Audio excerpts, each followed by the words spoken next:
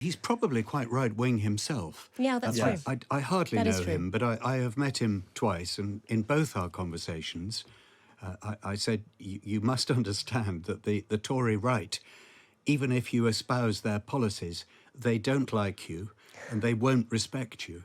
And sooner or later, they'll make trouble for you. They did for Theresa May, and they did for Rishi Sunak, and they will for any Prime Minister who isn't Nigel Farage. Labour veteran Diane Abbott accusing Keir Starmer of an appalling cull of left-wingers as she faces continued uncertainty about her own political future.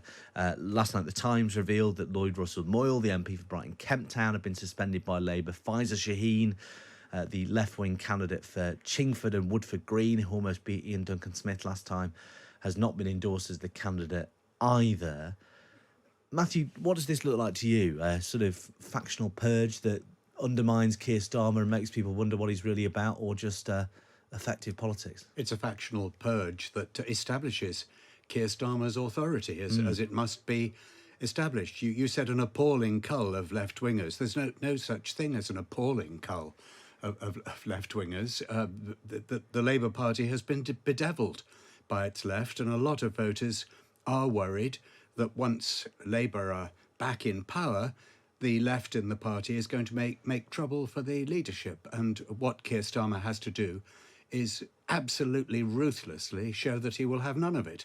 And it's all very well being sympathetic to Diane Abbott. She has a fine history in many ways. But Diane Abbott would have no mercy for Keir Starmer in opposing in contrary circumstances, and nor must he have any mercy for her. Do you agree, Manveen? I think it's just incredibly messy. It's such an unedifying sight at the start of an election. You can't help thinking these are things they should have got sorted out a long time ago. They've been saying since January that they're ready for an election. They've been preparing. They could start a campaign tomorrow. To spend so much of the beginning of it weeding out people so that you end up looking like your greatest opponents are within your own party rather than Rishi Sunak. It feels like all the biggest arguments are happening within Labour. And it just looks it's so not a unified image to be selling to the country. I think it's a mess. But in some circumstances, Matthew, do you think stories of party splits can be a good thing if the party is calculating that the people they're splitting themselves from or purging or attacking and being divided from are the people their target voters don't like, i.e., the people who abandoned Labour in 2019 don't like Jeremy Corbyn, they don't like Diane Abbott, and if all they're hearing is Keir Starmer kicks out left-wingers, they might like it. I think exactly that, and I don't think it looks like a mess. I think it looks like a leader showing command. And Keir's got to do that because, as everybody remembers, he was not exactly a Corbynite, but he was content to serve alongside Corbyn, and he got to the leadership by making a number of fairly left-adjacent promises, and he has got to actually purge that part of his own reputation. I think it looks strong. And I think he has done that since he took power. He's been quite ruthless in sort of showing that this is a changed party. I think he's done a lot of that already. I just think, especially with Diane Abbott, because if it did look like he was taking command, that would be different. Instead, it looks like a terrible smudge. Nobody quite wants to take responsibility. He says responsibility lies elsewhere. Nobody quite knows what's happening. It just feels messy. Anybody who's got on the wrong side of Diane Abbott knows that whatever feelings we may have towards her, and mine are of admiration in many ways, sympathy is completely out of place. Have you ever found yourself on the wrong side of Diane Abbott, Matthew? Yes. Well, she got into trouble.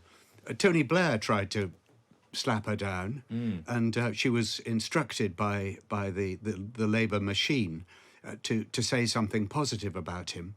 So she went on to the airwaves saying Tony Blair walks on water. She then retreated to her agency office in Hackney and wouldn't come out. And I was, as a parliamentary sketch writer, put on Diane Abbott watch. I had to stand outside the agents all day waiting for her to come out. She never did. We think there may have been a back way, or she'd gone over the garden wall or something like that. But no, I've been on panels with Diane, and she takes no prisoners. No. I mean, look, she hasn't survived in Parliament for 37 years. rolling over, has she? I mean, do you think, Manveen, that Keir Starmer, just this sense that events are running away from Keir Starmer isn't, as Matthew says, making him look strong? There's a sense that Labour would rather not be talking about all this stuff. They'd rather be. Yesterday, their NHS day was overshadowed by Diane Abbott and that sort of thing. Yeah, I mean, it does feel like that's what they're being asked about the most. Every interview brings up Diane Abbott rather than the policy subject they're supposed to be talking about, or rather than allowing them to attack the Tories, they're still having to deal with Diane Abbott. It's messy.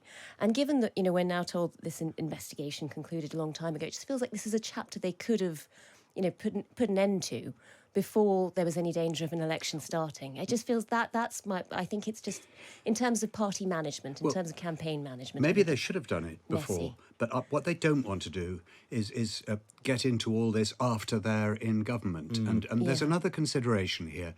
Some MPs are brave. Quite a few MPs they're like pack dogs. They run whichever way the pack is going. This is true of all political parties. And if the left-inclined people in the Parliamentary Labour Party, of whom there'll be quite a few, if they see what happens to anybody who gets out of line, one or two of them may rebel, but the rest will think, I know which side my bread is buttered on. I've got an interesting text here from listener Charlie on the back of all what we've been discussing about Keir Starmer. He says, hi, he or she, Charlie is a unisex name, do you think that if Rishi were to purge his extreme right wing, he might be more respected? Do you think that was true, Matthew? Yes, it is true. And he should have done it. And he didn't do it for the very reasons that Manveen raises. He didn't want an unholy row. And he wanted to try and keep as many people on side as he could for as long as he could. And I understand the argument, but you see where it led. I also get the feeling with Rishi that I'm not sure he's got the clarity in his own mind that that's what he needs to do. I think he'd quite like to, but there's always, he ends up making these half-hearted statements about Nigel Farage, or sort of not looking like he'd be completely averse to doing a deal with Reform if they were willing. So I don't think he's clear that he wants to get rid of that wing. I think he still thinks he has to appease them in order to win.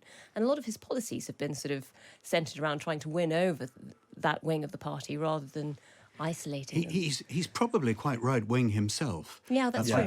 I hardly That is know true. him, but I have met him twice, and in both our conversations, I said, you must understand that the Tory right, even if you espouse their policies, they don't like you, and they won't respect you. And sooner or later, they'll make trouble for you. They did for Theresa May, and they did for Rishi Sunak, and they will for any Prime Minister who isn't Nigel Farage. Yeah, And you go back to John Major and the word we can't say. Yes. Well, we're speaking about Rishi Sunak's predecessors. Rishi Sunak, Boris Johnson, Liz Truss. I mean, Liz Truss was not seen anywhere in public over the next 4 weeks. Boris Johnson, there's a live question about whether he'll come out on the campaign trail. He told the Mail on Sunday over the weekend he had commitments abroad, conveniently. But Nicola Sturgeon is now saying she'll join the SNP on the campaign trail, despite remaining under police investigation. It sort of got me thinking, how useful are these people if they join the campaign trail? Is it better for a party to appear to own the future rather than harking back to the past? I mean, I reminded Matthew of, I think it was 2001 when Mrs Thatcher appeared for William Hague and did that speech in which she recounted driving past a cinema on her way into Plymouth and being delighted that the Mummy Returns was on was on at the cinema. But is it a good idea for party leaders to be flanked by their predecessors, or do they just have too much baggage? I think there'll always be a section of parties' supporters who like the leader who went before, except perhaps in Liz Truss's case. So there will be quite a lot of Tory voters and Tory members who miss Boris Johnson and would like to see him. On the other hand, he has the opposite effect on floating voters, generally speaking. The idea that Boris Johnson is a popular figure throughout the country is quite wrong, and opinion polls don't suggest it.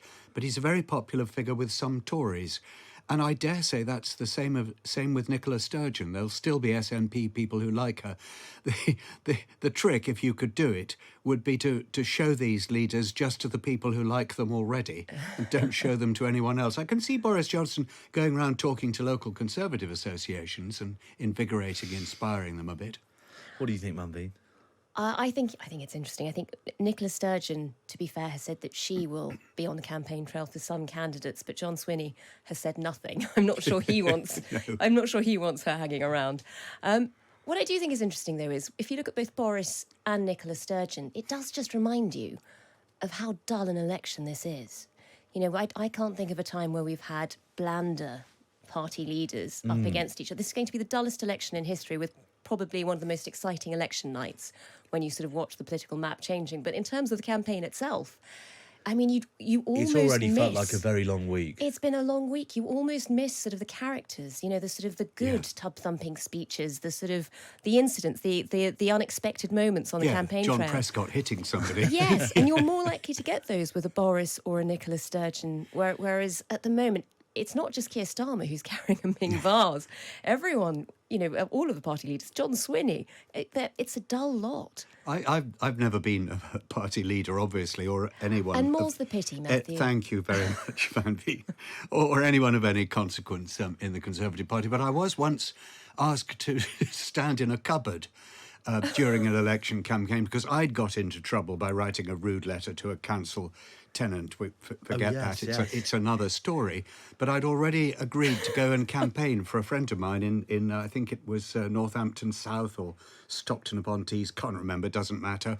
Anyway, I arrived and I was greeted with horror because I'd been in the newspapers by all the team. And there was a large This is very sort the of thick of broom it. cupboard, and he asked me if I would just mind just going in there. How long were you in there? But much of the day, I was allowed to come out into a locked room. Was it as bad as hanging around outside Diane Abbott's office waiting? You get the worst gigs, Matthew. Yes, I do. Yes, well, you know, thankfully working conditions for MPs and journalists are a bit better these days. No, it's very interesting though, isn't it? Because, yeah, I just can't see. I just can't see Boris Johnson necessarily doing more good than harm, particularly among voters in the southeast. Anyway, Anyway, there's no need to worry about him because I don't think he's invented overseas commitments. I think he probably had them and thought, I can't be I'd rather fagged." make a couple of million pounds than yes. help a doomed campaign. I mean, Matthew, what you've been writing recently has been putting this whole thing into perspective, though. You say if you look around the world, things are still relatively good in Britain. The two parties aren't that dissimilar, bluntly, despite what they'd like us to think. And that's a positive thing. Yeah. Columnists like us are often told by our readers under the line, so to speak, that we should check our privilege. I think the entire country should check its privilege and just look at not only what good lives most people in Britain have by comparison with an awful lot of people elsewhere in the world, but also how sensitive, how critical our position in the world is, how uncertain these times are, and how many big issues are going to dominate the future rather than whether Keir Starmer or Rishi Sunak is in power. I mean, you've got Taiwan, you've got Ukraine, you've got China, you've got global warming. These are the big things. Yeah, our political debate can often feel very parochial, Manveen. Very. And these are huge, big, structural, era-defining changes, Matthew says, that we're sort of not really talking about at all. No, and I think it's actually probably because of our relative privilege that we've just become so complacent. We don't look outside. We don't see the world as it's changing around us. I mean, I cheered when I read Matthew's column because I thought, finally, I'm so glad somebody's talking about this. You know, if you look at sort of you know, we haven't got full manifestos, but if you look at the pledges from both Rishi Sunak and Keir Starmer, they're incredibly similar. You know, I think there's sort of like an energy policy between them. Everybody is talking constantly about Rwanda and small boats when actually it's, if you stand back and look at the figures, it's tiny compared to some of the other challenges we face. Nobody is talking about climate. Nobody's talking about how AI is going to change the way we work, and whether we've worked out what we'll do if people are suddenly if we have mass unemployment as a result of it. Nobody's talking about how we retrain people for that. Nobody is talking about China and Russia and the way the world is now dividing and the new axes that are being formed that we seem to be almost unaware of, in that we discuss them so little, and they will impact every part of our economy and the way we live over the next few years. And we don't have a seriousness in politics that even takes those on, that even looks at them or acknowledges those issues. None of the debates will feature that stuff. As Matthew says, there might be a bit of talk around defence spending and whether we go up to 2.5% or not. Nobody's talking about the actual challenges we're facing.